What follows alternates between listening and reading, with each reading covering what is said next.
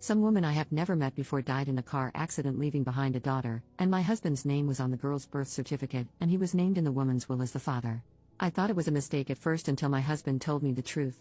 As it turns out, while I was suffering from my pregnancy and the after effects of almost dying, my husband would go to a woman he knew at work and get it off with her. He said this as if he did me a favor.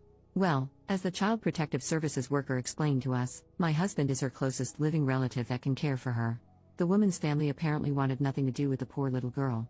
When she asked us if we wanted to take her in, I said yes.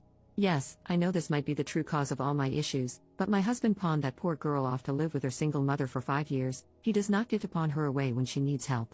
She is his responsibility, and now is ours. I told him I will help take care of the necessary visits for wellness checks and help with whatever Child Protective Services wants us to do. All he had to do was explain everything to our children. The fact I am saying this tells you what he did. Yes, nothing. We had to clean out a room and buy new furniture and even looked for some toys. Our children go to a private school, so I picked up some more work hours in order to be able to afford her tuition. I was the one who had to tell our extended families the big change because he did not want to do so.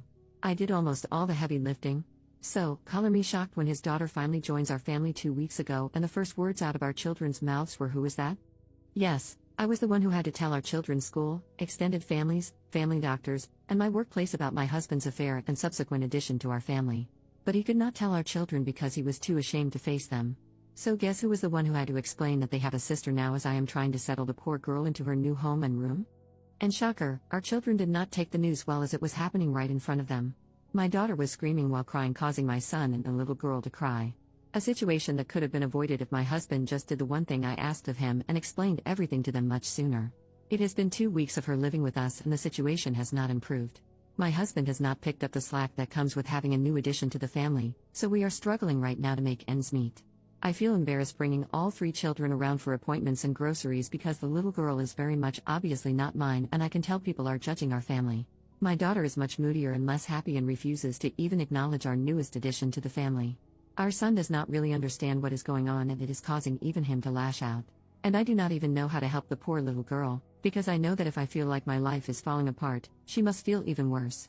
I suggested family therapy, therapy for our children, even just marriage therapy so we can hopefully move past this and work together as a unit for all the children. He has refused everything, saying that he knows he will be lectured by everyone when all he was doing was trying to help me. I just do not know how to fix this, please help me. I do not want to divorce him because I just know that will make it worse for the kids, but that is the only option my family is telling me.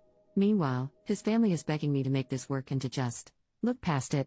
Thank you, I hear you all loud and clear. We'll be looking into therapy for me and the children and hopefully a good divorce lawyer. But first, I need to get some answers because some of you are raising some good points.